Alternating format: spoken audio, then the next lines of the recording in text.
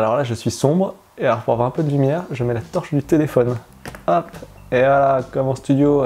Cet été, j'ai regardé la nouvelle saison d'Orange is the New Black sur Netflix. Si jamais vous connaissez pas, ça parle de femmes qui ont été condamnées à de la prison et du coup, on suit leur quotidien dans leur vie carcérale. Qu'est-ce que c'est bien résumé. On les voit notamment travailler pour gagner un petit peu d'argent et je me suis dit que c'était une bonne idée de vidéo. Ça a traîné sur plusieurs mois, mais la voilà enfin. Vous remarquerez que c'est souvent un film ou une série qui me donne des idées de sujets. Cette thématique elle est intéressante à creuser car certains disent qu'aux États-Unis, travailler en prison, c'est presque comme de l'esclavage. Je sais pas si vous vous en souvenez, mais cet automne en Californie, il y a eu d'énormes incendies et parmi les pompiers qui combattaient les flammes, il y avait des prisonniers qui étaient à peine payés $1 de l'heure. Cet été, il y a eu des protestations dans des prisons américaines avec des grèves de la faim ou encore des sit-ins pour se plaindre justement des conditions de travail. En 2017, aux États-Unis, le salaire moyen en prison, il était de 86 centimes de l'heure. Et dans des États comme le Texas, ils sont même pas payés. Faut dire que le Texas et l'esclavage, c'est une longue histoire d'amour. C'est la même chose en France malheureusement, pas de contrat, pas de protection, pas de palais.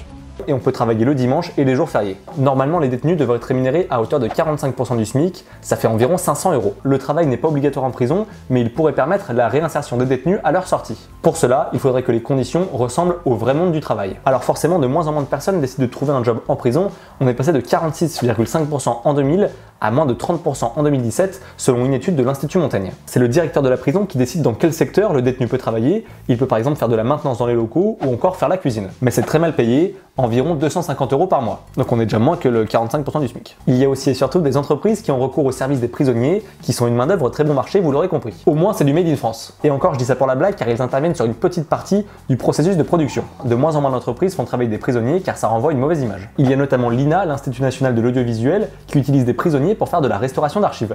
Où il habite le Père Noël? Dans le ciel. Dans un pays très froid. À Boulogne. Il est marié? Oui, Avec qui? avec sa femme. Et qu'est-ce qu'elle fait pendant qu'il distribue les jouets? Fait du ménage.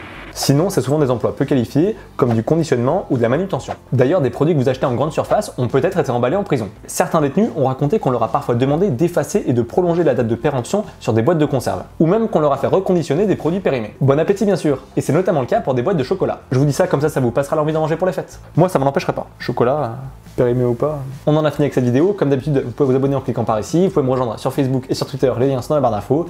N'hésitez pas aussi à commenter, liker et partager la vidéo si elle vous a plu. Quant à nous, on se retrouve dès demain pour une nouvelle vidéo. D'ici là, portez-vous bien et tenez-vous informés. Ciao. Ciao, ciao.